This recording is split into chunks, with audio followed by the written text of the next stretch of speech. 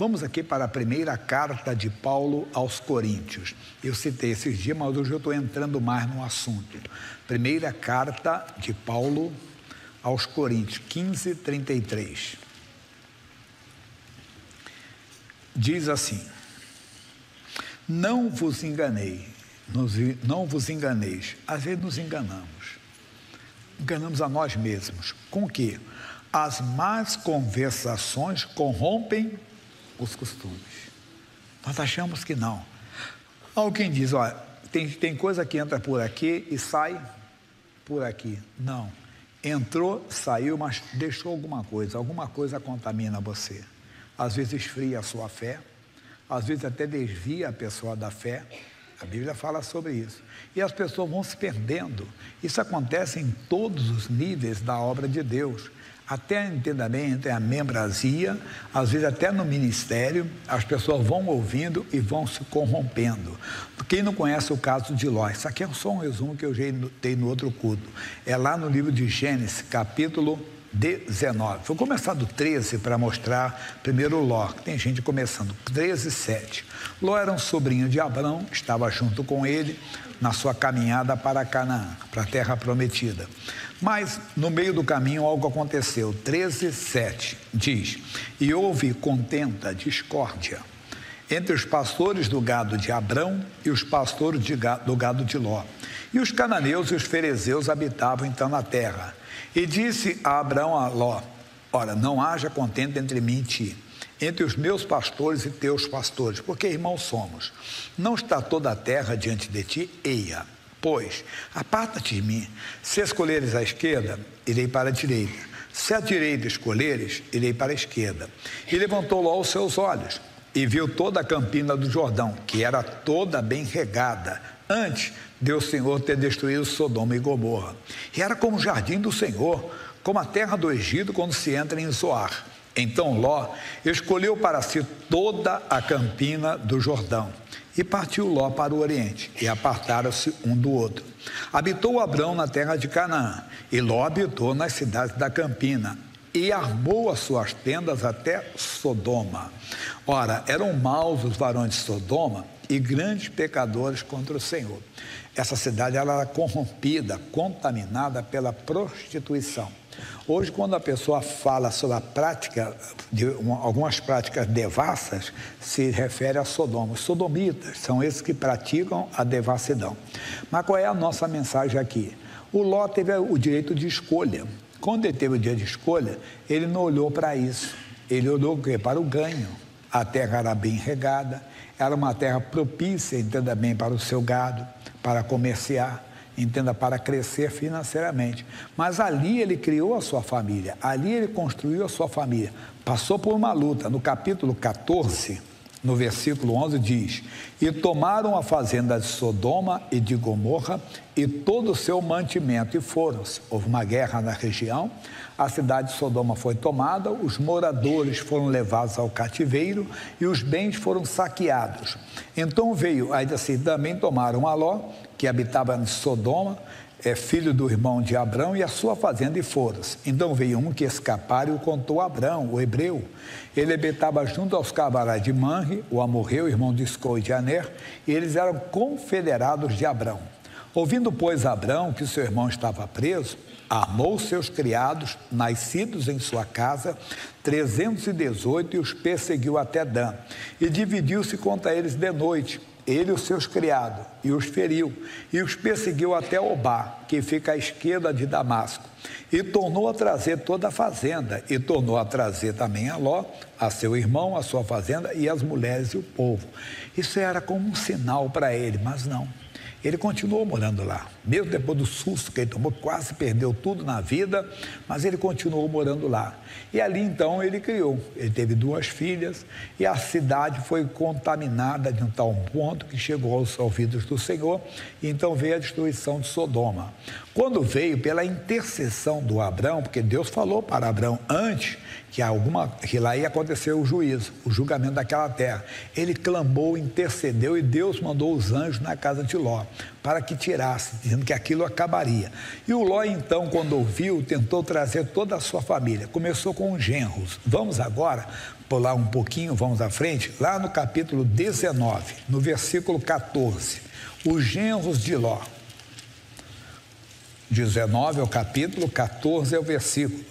Então saiu Ló e falou a seus genros, aos que habitavam, a que haviam de tomar as suas filhas, e disse: levantai-vos, saí deste lugar, porque o Senhor há de destruir a cidade. Foi dito, porém, por zombador aos dos seus genros: ô velho, você está maluco, você está doido, que negócio que vai chover fogo dos céus, que Deus vai destruir? Eles não ouviram, porque eles eram contaminados, foram criados ali.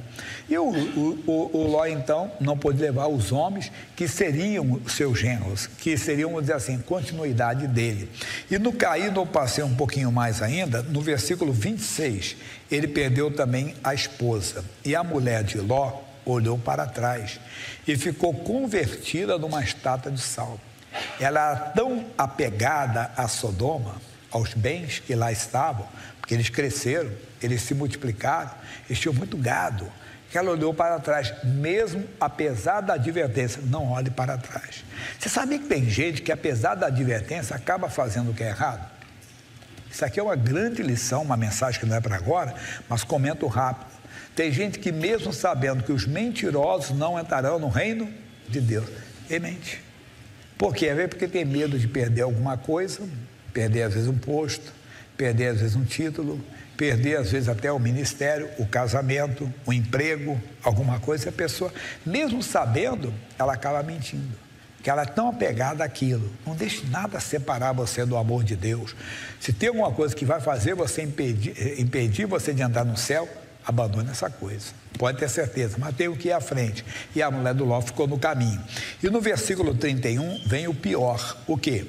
Então a primogênita disse à menor: nosso pai é já velho, e não há varão na terra que entre a nós, segundo o costume de toda a terra. Vem, demos a beber vinho a nosso pai e deitemo-nos com ele, para que em vida conservemos semente de nosso pai.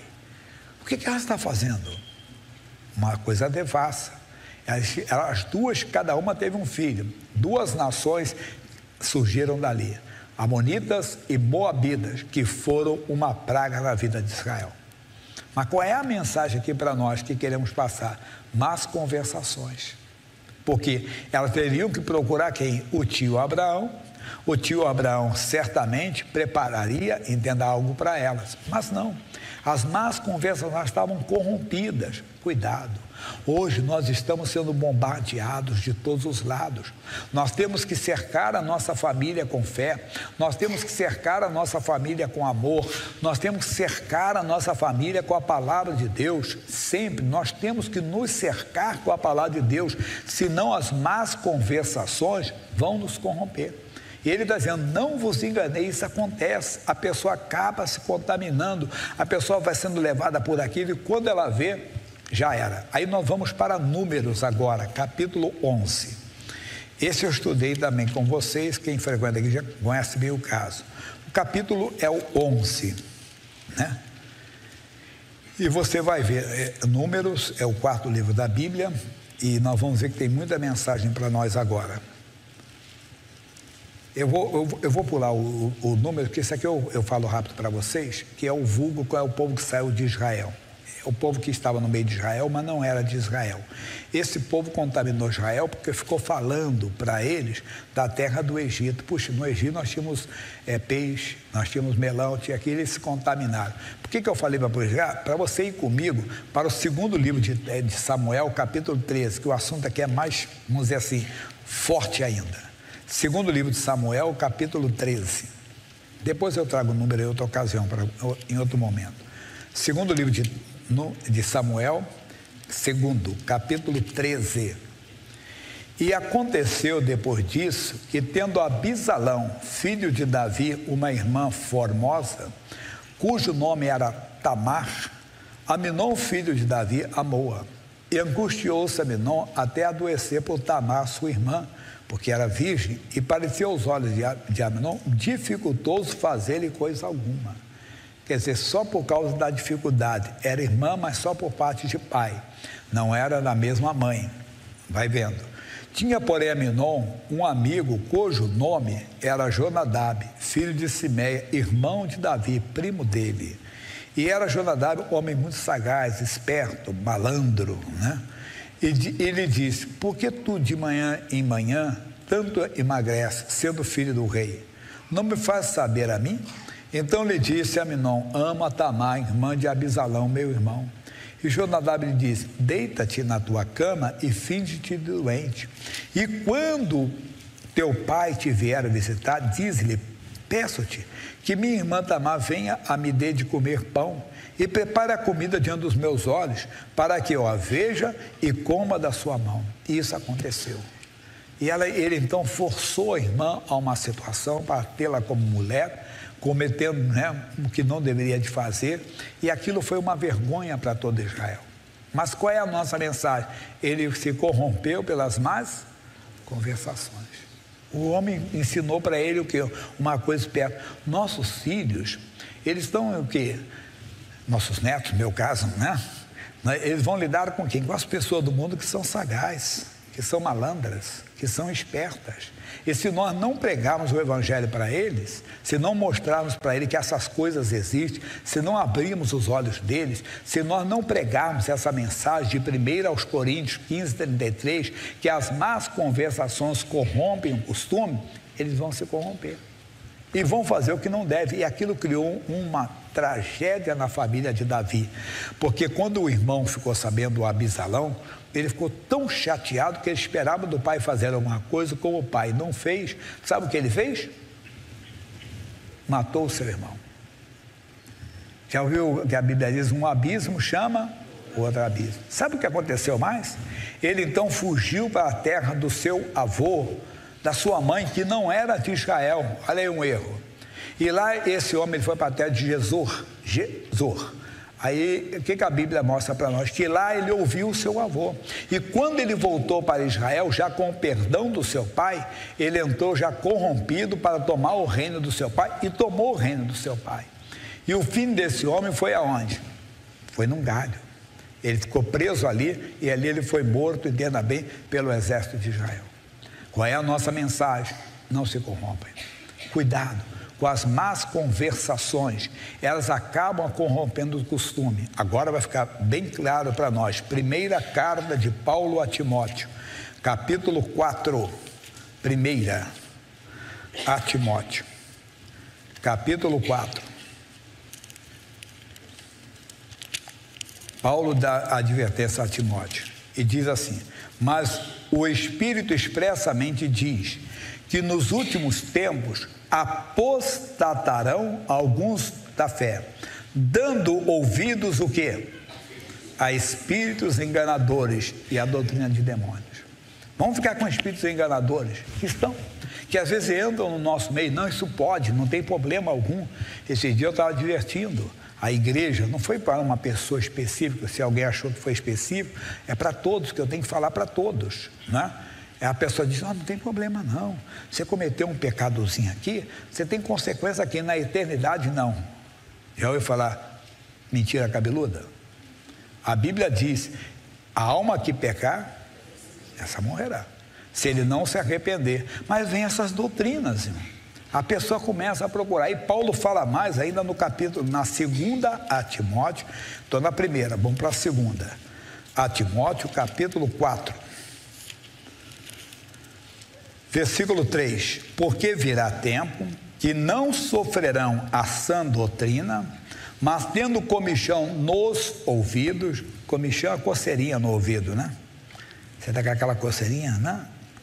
Aí quando você cola lá com cotonete, antigamente o pessoal tinha mania de colocar grampo. Os antigos faziam isso. Você está rindo? Alguém conhece alguém que já colocou grampo no ouvido? Quem nunca colocou um grampo no ouvido, que atire a primeira pedra. Pelo menos o pessoal da minha idade, vai para cima, né? E já colocou já. Mas voltando à seriedade aqui, a coceirinha no ouvido, quer dizer, quer ouvir aquilo, amontoarão para si doutores conforme as suas próprias concupiscências. dando ouvidos, o quê? E desviarão os ouvidos da verdade, voltando a fábulas. Amigo, mas tu, Timóteo, tu, igreja de Cristo, tu e meu irmão, tu, minha irmã, sê sóbrio, em tudo sofre as aflições, faz ao evangelista, cumpre o teu ministério, não se corrompa não. Essas coisas vão aparecer, as pessoas querem. Desculpa, eu não estou ofendendo ninguém, nem jogando piada para ninguém. O cara quer tomar uma pinga, ele vai procurar quem prega, que não tem problema tomar uma pinga. Ele quer ter um casinho, entenda bem, está enjoado daquela rotina do casamento, né? E então ele vai dizer para alguém que não tem problema, um adultériozinho, uma fornicaçãozinha, que só tem problema aqui na eternidade. Não, vai nessa. Porque se a mulher descobrir, ela pode não gostar, se o marido descobrir, não vai entrar no céu, meu irmão, você está brincando? Não se corrompe, então, as más conversações corrompem costume. Alguns, às vezes, na fé. Não, porque Deus não cura no dia de hoje. Por favor, não somos contra, pelo contrário. Nós temos membro na igreja médico, nós aconselhamos. Eu estava hoje conversando com um amigo, que eu descobri um amigo médico, se tornou um amigo nosso, e todos os anos ele me dá claro, eu vou lá, pago a consulta, digna é o do seu salário, mas ele passa exames e tudo aí. O que eu faço? Vou fazer os exames todos com o que ele passa. Você tem que conhecer como está seu corpo, não é errado, não.